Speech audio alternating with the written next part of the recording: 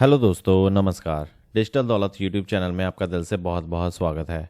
दोस्तों, अगर चैनल को पहली बार विजिट करा है तो चैनल को सब्सक्राइब कर लीजिएगा, साथ ही साथ बेल आइकन को हिट कर लीजिएगा ताकि आपको हर नोटिफिकेशन, हर important video crypto currency, blockchain, web 3 और साथ ही स्टॉक मार्केट पर मिलती रहे और आप कुछ भी मिस ना कर दें।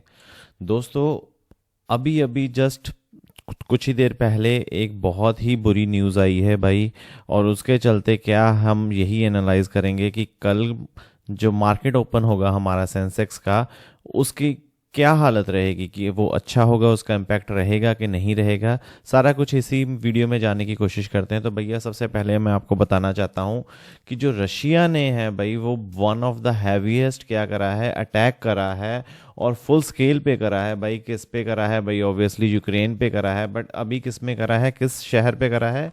तो भाई कीव जो है, ठीक है, ये एक शहर है। आप इसको चाहो तो और स्टडी कर सकते हो, ठीक है। और कब करा है भैया? आज के दिन संडे को अर्ली मॉर्निंग में करा है। तो इसके चलते क्या हुआ है भैया, सब जगह क्या हो गया है, हफड़ा दफड़ी का माहौल है भाई। यहाँ पर आप देख सकते हो कितनी सिचुएशन टेंस्ड है। ये देखिए भाई, हर तरफ क्या है भाई, तबाही ही तबाही है, ठीक है। हर तरफ क्या है, खंडर बना हुआ है सारा कुछ। और सबसे बड़ी बात भाई ये है कि इन्होंने कमर्शियल एरिया पे करा है भाई, रेजिडेंशियल एरिया पे करा है। जिसके चलते अब यहाँ पर आप देख सकते हो कि भाई कैजुअलिटी जो हुई है, 4 बंदे मर चुके हैं और 12 साल की एक बच्ची भी मर चुकी है। और उसके साथ साथ भैया 10 बंदे जो हैं वो इंजर हो चुके हैं।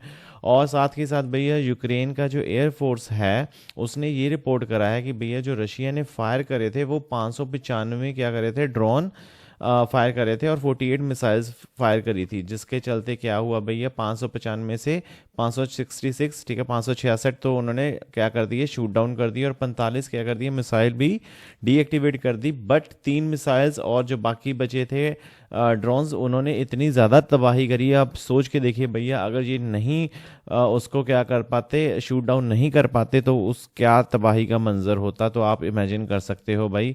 तो इसके चलते भैया अब क्या हो रहा है कि भाई जो सिविलियन साइट हिट हुई हैं, जिसके चलते अपार्टमेंट ब्लॉक्स, ठीक है, rubber factory, Ukrainian foreign minister ने पॉइंट करा है कि भैया ये क्या हो रहा है, ये सारा कुछ तबाही हो रही है यूक्रेन में, और यूएन की जनरल असेंबली में बोला है।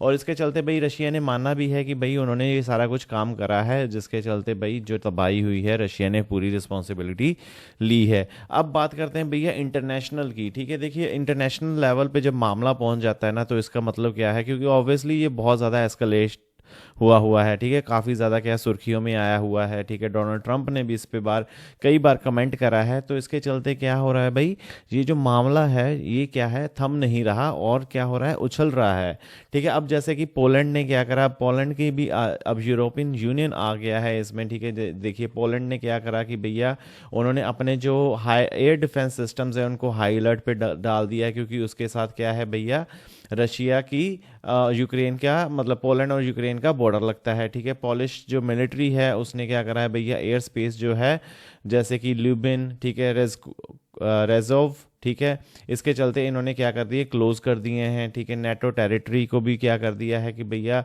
इन्होंने कंसर्न रेज करा है कि भैया जो रशियन ड्रोन है वो क्या कर रहे हैं, पॉलिश एयर स्पेस में आ रहे हैं। और साथ के साथ भैया पोलैंड और एस्टोनिया, ठीक है, ये क्या कर रहे हैं कि भैया नाटो आर्टिकल 4 कंसल्टेशन क्या कर रहे हैं कि भैया डिस्कस करने के लिए कि भाई इनको थ्रेट क्या है, सिक्योरिटी इश्यूज क्या हैं, ठीक है। ये काफ़ी इशू, अब कहने का मतलब क्या है भैया, क्या अब जा रहे हैं, देखो नाटो के पास जा रहे हैं, यूएन के पास जा रहे हैं। अब कंट्रीज़ क्या हो रही हैं, जैसे कि पोलैंड हो गया, एस्टोनिया होगी, ये क्या कर रही हैं भैया, ये कंबाइन हो रही हैं, ठीक है, ये जुड़ रही हैं। और किसके अगेंस्ट जा रही हैं, रशिया के अगेंस्ट, ठीक है। क्योंकि यूक्रेन तो ऑलरेडी भाई काफ़ी बार रेज कर चुका है ये कंसर्न। अब क्या हो रही हैं, धीरे धीरे और भी कंट्रीज़ ऐड हो रही हैं।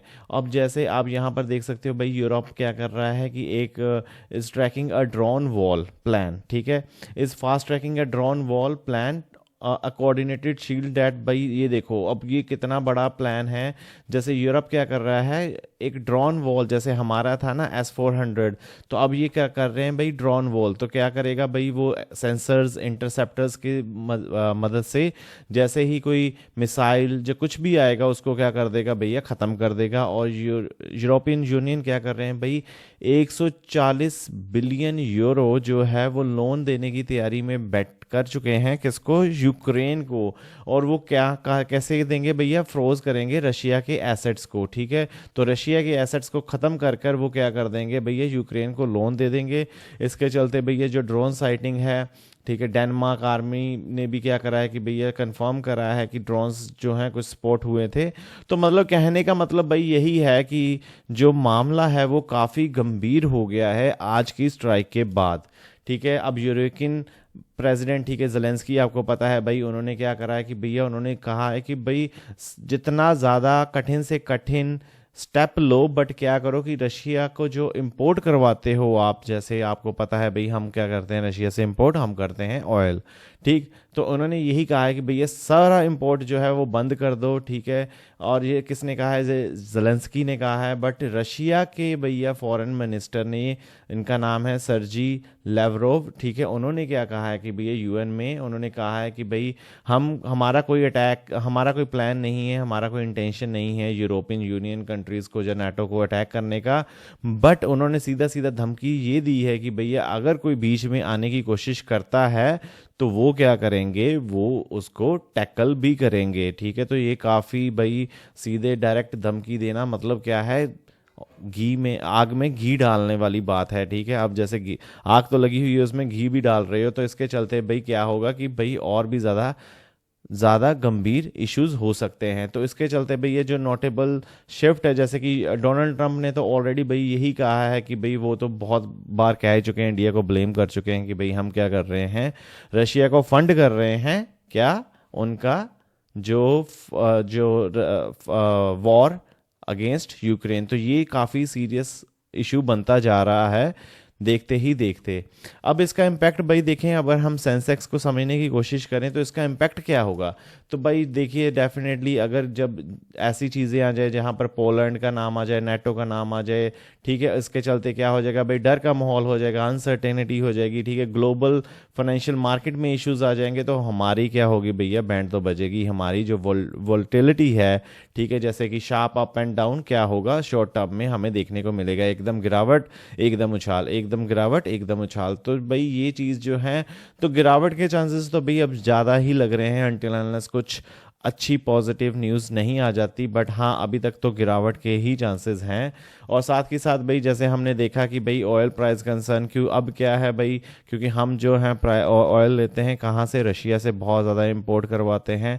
तो अब क्या हो सकता है भाई, ग्लोबल प्रेशर के कारण क्या पता हमें क्या करना हो, सब्सटीट्यूट ढूंढना पड़े, ठीक है। तो इसके चलते ये एक और ऑयल का कंसर्न हमको रेज करना सहना पड़ सकता है भाई अभी के करंट सिचुएशन के हिसाब से।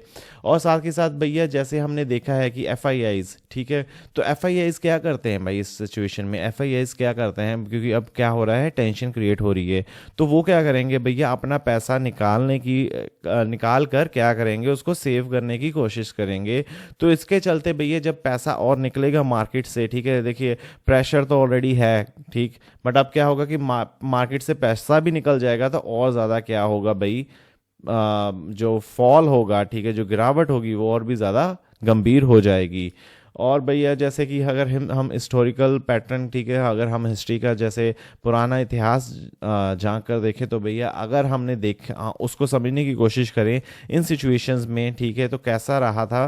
तो भाई इन सिचुएशंस में ऐसा ही रहा था कि भैया कुछ दिनों तक या कुछ हफ्तों तक क्या रहा कि उसमें मार्केट में काफ़ी ज़्यादा प्रेशर देखने को मिला। बट उसके बाद क्या हो गया कि भैया मार्केट ने ओवरऑल क्या कर लिया था, अपने आप को एडजस्ट कर लिया था इन न्यूज़ के चलते, और वो उठना शुरू हो गई थी। बट अब देखना ये होगा भाई कि कल वाले दिन के अगर हम बात करें तो भाई डेफिनेटली ये क्या होगा कि एक नेगेटिव न्यूज़ है, बहुत ज़्यादा क्या है, नेगेटिव सिनेरियो क्रिएट कर देगी और डाउनवर्ड प्रेशर क्या करेगी, क्रिएट करेगी जैसे ही मार्केट, जैसे सेंसेक्स और निफ्टी ओपन होगा ट्रेडिंग सेशन के लिए। तो भाई ये काफ़ी बुरी न्यूज़ है और मेरे को ये लग रहा है कि भैया जैसे गिरावट और भी गंभीर हो जाएगी इसके चलते। तो भाई अगर इसके रिगार्डिंग या कोई और क्वेश्चन हो आपके मन में, ठीक है, तो आप कमेंट करके पूछ सकते हो, मैं कोशिश करूंगा उसको वीडियो बनाकर आंसर करने की। और वीडियो अच्छी लगी हो तो भैया बहुत बहुत धन्यवाद, आप हमेशा हंसते रहें, मुस्कुराते रहें, वीडियो को लाइक और चैनल को सब्सक्राइब करना मत भूलिएगा, कमेंट करके अपनी राय ज़रूर बताएं भाई आपको क्या लगता है, और प्रे करें भाई ठीक है, कि रशिया और यूक्रेन का ये वॉर जो है भाई ख़त्म हो जाए। अब काफ़ी देर होगी भाई। हमें क्या चाहिए, हमें चाहिए भैया अच्छी इकोनॉमी, हमें ये बुरी इकोनॉमी नहीं चाहिए भाई। ठीक है, जिसमें क्या होगा कि अनसर्टेनिटी इतनी बन चुकी है। फैक्ट्स और जानकारी भाई, एक और यूट्यूब चैनल है, चाहो तो इसको भी सब्सक्राइब कर सकते हो। इसमें हम डे टू डे के बारे में बात करते रहते हैं। मिलते हैं अगली वीडियो में, तब तक के लिए धन्यवाद।